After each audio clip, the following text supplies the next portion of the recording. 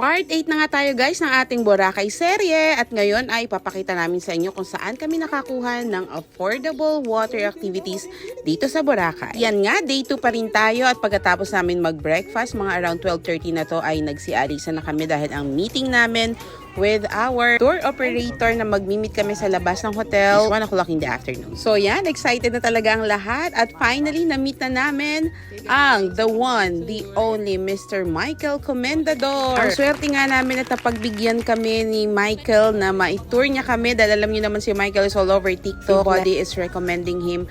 So ayan, pag sila yung binook nyo, kasama na yung pick up sa hotel, kahit saang hotel yan sa Boracay ha. Lalo na kung group kayo, mas maganda kung group kayo. Tapos dito na niya kayo ibababa sa Water Sports Association. So nandyan lahat ng mga iba't ibang tent. Pwede kayong bumili dyan ng ticket nyo. So kung wala pa kayong nabook, pwede kayong pumunta dito. At dito na lang kayong magtanong kung ano yung mga gusto nyong gawin at ano yung mga presyo. At ito nga pala yung rate na binigay sa amin ni Michael. Parasailing with Insta Camera 360 plus jet ski plus speedboat plus parasailing for only 3,400 pesos each head. O diba? Aside from that, marami pa rin silang ino-offer na kung ano-anong mga water activities. For example, mga banana boat. You know, wala pa yan dun sa package. Pero yan talaga yung gusto namin gawin. So yan ang kinuha namin. For reference, nandito rin yung mga price list nila. So yung parasailing for 2 to 3 packs yung sakay, 1,800 each. Yung jet ski na 15 minutes, 2,500 na yan. And parasailing for 2 packs is 2,500 pesos. So kung ipa-plus-plus nyo lahat yun, 5,500. O diba, nakasave na tayo agad ng 2,150. Diba? Tapos may libre pa kayo dyan na Insta360 camera para naman makapture lahat ng mga memorable experience nyo dito. Siyempre, on top of that, gusto rin namin itry ang UFO at ang banana boat. Siyempre, nandito na kami sa Boracay, diba? So talagang ito na natin to. So yung aming 2 years old, libre naman ang mami discounted ng 100 lang sa banana boat.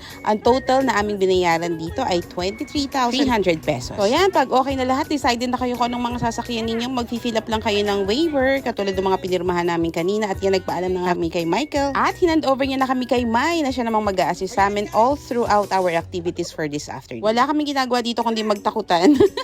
Dahil mga first time namin lahat. First time kami mag-parasailing. Nakapag UFO na kami before, tsaka banana boat. Pero yung mga jet ski at tsaka yung parasailing, puro first time namin. So yan, excited na may halong kaba ang nararamdaman namin ngayon. Mama, I'm scared. I'm scared.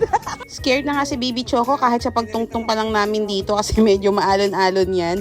Tapos yan, nakaready na agad yung ferry na sasakyan namin dun sa parang pinaka-station nila dun sa gitna ng dagat. Cool. Na saan doon mag-uumpisa ang lahat ng mga activities na gagawin natin. Super thankful kami dito guys kasi nung umaga medyo umuulan at pag umuulan parang nagka-cancel sila ng ibang activities. So yan, ngayon umaraw. Thank you Lord God. At talagang pinagbigyan niyo po kami ngayong araw na ito. So yes, ito na yung ferry good for 10 packs. So saktong-sakto kami dahil kami ay 8, well kasama yung bata so parang 7. Siguro pag malaking group kayo kailangan maghiwalay kayo ng ferry, no? Pero mabilis lang to, mabilis lang yung ride na yan, wala pa yung mga 5 minutes kasi yung station naman nila is malapit lang. So okay lang. Tapos yan, shout out to Mike kasi napakasipag talaga niyang mag-picture at mag-video sa amin. Yung talagang hindi na kayo magsasabi sa kanya na, uy may pa-picture naman kasi matik na yun. Thank you very much. SOP, syempre kailangan everyone will wear the life jacket o ang ating flotation device. Kahit malapit yan, dapat sigurado pa rin tayo na safe tayo, okay? At huwag kayong mag-alala dahil kompleto sila, iba't ibang sizes, pati nga yung pinakamaliit namin meron. And yan, we are ready to go! Aabot daw ng mga 5 hours ang lahat ng gagawin namin today. So sana talaga wag umulan hanggang alas 5 ngayong hapon. This was around mga 1 p.m. na. Buti na lang, hindi pa kami mga gutom dahil kagagaling lang namin sa buffet breakfast. Ayan, dito pa lang nag-i-enjoy na kami sa sceneries. Tingnan nyo naman ang tubig ng Boracay, no? Grabe, yung parang kung mag-ferry ka lang dito buong maghapon. Sold ka na. Wala ka nang hahanapin pa sa sobrang linaw ng tubig. Tapos ang aliwalas lahat ng view. Ay, Boracay. Kaya naman pala napakasikat mo. Tsaka ang dami nagmamahal sa'yo dahil ganito kakaganda. Once in your lifetime, kailangan nyo talagang marating to. Lalo na kung Pilipino kayo. Mag-ipon kayo guys. Kasi pwede naman kayo magpunta dito yung parang budget lang, hindi masyadong bongga. Pag-ipunan nyo, hanggang sa kaya na. Kasi yung mga foreigners nga, nakikita yung ganda ng bansa natin eh. Bakit hindi tayo, diba? Ayan, ako nag-iimo na naman ng lola nyo. Asya, nandito na kami guys. O, diba, ang bilis lang. Wala pa mga ano yan, 5 minutes or 10 minutes, nandito na agad kami. Sayang nga, nag-i-enjoy pa ako ng kakamuni-muni ko dyan. Pero natapos na agad dahil nandito na tayo sa station. At dito tayo mag-aantay ng ating turn for the water activities. Malaki siya guys. May mga ibang guests na rin na nag-aantay dyan na dumating kami. Meron ding toilet dyan. Pero yung wiwi nyo doon pupunta sa dagat, diretso doon sa dagat. Tapos yan, kompleto din sila ng mga life vest, mga flotation device. Kaso nyo guys, sobrang alon. As in, napaka-alon dito. Kung mahihiluhin kayo, uminom na kayo ng mga Bonamine para sure na hindi na kayo mahihilo habang nag-aantay dito. Tapos, magbaon na rin pala kayo ng pagkain kasi buti na lang nakapagbaon kami ng mga biscuit.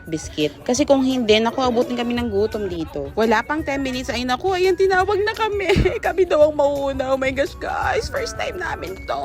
Natatakot talaga ako kasi pakiramdam ko talaga yung parasailing sobrang nakakatakot. Yung parang magra-ride ka ng pinakamataas na level ng Galactica, parang ganun. Kasi di ba napakataas niya. Pag malayo kayo, nakakita kayo ng ganyan. Hindi ba ganun din ang nararamdaman niyo?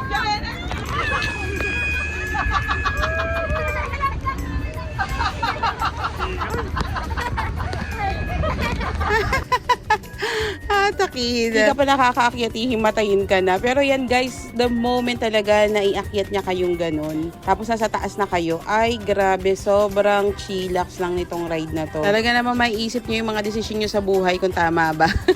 Pero ang ganda talaga. Tingnan niyo naman yung mga shots namin dun sa Insta 360. Grabe, ang liwanag, ang linaw, tapos lahat ng napag-uusapan niyo nakaka-capture. And then right after your ride, pwede niyo na agad i-download para mapanood niyo. O, diba? Ang galing. Parang wala pang 5 minutes yung nasa taas kayo, tapos ay nakakalungkot pag binaba na kayo nila kuya. Tapos yan ang sumunod sa amin ay ang mga Intos family naman. At dito nga pinagtatawanan namin yung napakaliit na vest ni Ryan. After ng ride nila, binalik nila ulit kami dito sa station. Tapos ayan, nagkain na ng kaunti. Naku, na medyo nagugutom na. Pero isang ride pa lang natatapos namin. And now, next is our jet ski. Okay, before kayo gumamit ng jet ski, magpo-provide sila ng parang mini tutorial for like 1 minute. Ituturo nila kung saan kayo iikot. Ano-ano yung mga ipe-press nyo dyan sa motor, yung mga gas nyo, ang mga preno, di ba? Then, sasakay muna yung first two. Yung una is yung driver, then yung second, yun yung passenger. And then, parang 2 ikot lang yung binigay nila sa amin dito. So, unang driver muna dyan ay si Resty. Tapos, 2 ikot lang sila ni Baby. Pagbalik nila, ako naman yung driver. Tapos, 2 ikot lang din kami. Then, that's it. So, kung natatandaan nyo, yung price na binigay nila sa atin kanina, dun sa separate na price, hindi ko kasama ng package, is 15 minutes jet ski, 2,500. So, parang feeling ko, yung 4 na ikot namin, that was the 15 minutes. So, parang yung savings nyo dun sa package na binigay nila kanina, yun yung na-save nyo kasi parang hindi kayo talaga naka 15 minutes na duration dito sa jet ski. Ako kasi ay super nag-enjoy dito sa pag-jet ski. So, parang sobrang nabitin ako dun sa 2 ikot na binigay nila sa amin. Sana naman yung kahit ma-maximize yung 15 minutes per one person, no? Pero yun nga, sadly, sobrang bitin ang experience namin dito sa jet ski. Parang siguro iniisip nila, okay, let them experience, you know, the joy of jet skiing. Pero yun nga, sobrang limited ng oras. Kung nag-ipon talaga kayo at may budget kayo, I would highly suggest na doon na lang kayo sa 30 minutes na 3,000. Kasi doon talagang want to sawa na kayo noon sa jet ski. Pero kung limited ang budget nyo at gusto nyo lang naman itry, maganda na yung 3,400 na package nila Michael. Pero kudos pa rin sa mga nag-asikaso sa amin dito, na kung ang gagaling nilang magturo, pati si Mai, pati yung pagtuturo niya sa amin sa Insta 360 camera para talagang makapture lahat ng mga paggagawin namin dito. Ay, ang saya. Aim na makuha natin sa parasailing, yung output ng Insta 360 cam ay napakaliwanag. Ay, nako, talagang tamang-tama sa mga TikTok videos ninyo. Talaga namang memories na hindi nyo na makakalimutan. Basta ako, mag-jet ski pa ako sa mga susunod kong water adventure. At kita nyo nga, speaking of adventure, ayan ang kapatid ko. Nagtao ba kali ng jet ski dahil mga pasaway, nagkamali daw ng turn. Pero grabe ang emergency response ng Tommy's team. Kita nyo, ang bilis talaga nila at talagang safe na safe kayo sa kanila pag sila ang kinuha ninyo dito sa Boracay. Habang busy sila sa pag-save sa mga nahulog sa jet ski, kami naman ay utas ng kakatawa. Tapos yung parang hindi pa yata kayang buhatin si Ining. Naku po, Diyos ko, grabe. Isa na namang napaka-memorable na experience ang aming pag-uusapan hanggang sa aming pagtanda. Nung ini-interview ko nga ang mag-asawang Intot, ay naku, takot nga daw sila at hindi naman nila alam na gano'n ang mangyayari. But this incident proves na talaga naman reliable ang Team Tommy's at hindi talaga nila kayo pababayaan pag sila ang kinuha nyo dito sa Boracay. Gawa ng Tommy! Uy! Diyos ko! Kitang-kita kayo sa video.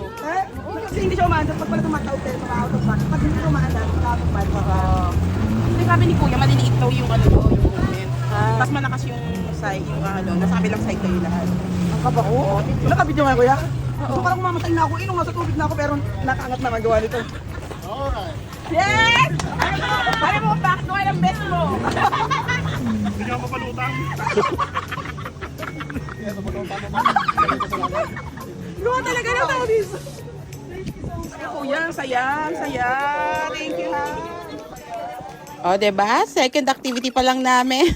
Saya-saya na. May mga certain technique pa pala ang pag-jet ski. Hindi siya basta urong, sulong lang o preno. At dahil nga nangangatog pa ang tuhod ni Ineng, ay nagpahinga muna kami ng mga 10 minutes. At nahupa muna ang adrenaline. At after niyan, tinawag na agad kami ni Mai. At ready na po ang inyong UFO. Kaya yan, salang na agad kami. Yung mga nakikita naming UFO ay talagang tumatalyang sila dyan sa tubig. Pero buti na lang mabait ang aming operator at hindi na naman talaga kami binalyang-balyang ng kainaman. Pero guys, masakit pa rin to sa katawan.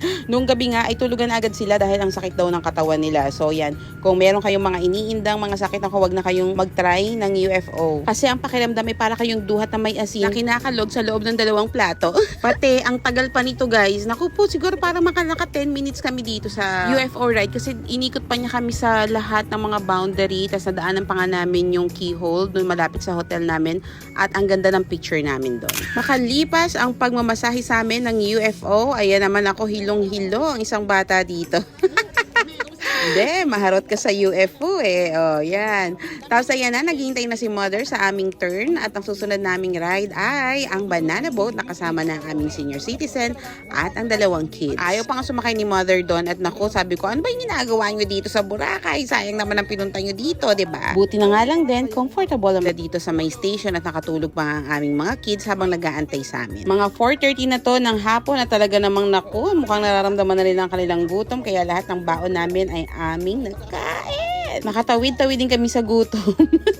Pero mamaya na kami babawi kasi mas mahalaga tong mga activity sa Boracay, diba? At yan nga, maya-maya pa tinawag na kami ni Mai na dito na daw ang banana boat. Kaya na nilagyan na namin ng life vest. Ang aming senior citizen at utas na kami dito sa ride na ito. Tamang-tama to sa family. Kahit anong edad ay swak na swak dito. Kaya naman highly recommended namin yung banana boat. So yan, natapos na nga kami 5:30 in the afternoon hanggang 6 p.m. lang ang mga activities dito. Kaya naman sabi ni Mai, bukas na lang daw kami magpapatuloy para sa aming paraw sailing. Which is good kasi may hahabulin din kaming foam party sa Fairways and Blue Water. Siya, napahaba naman tong ating part 8. Ang dami kasi namin talagang activities na ginawa. Nakatulong by everyone at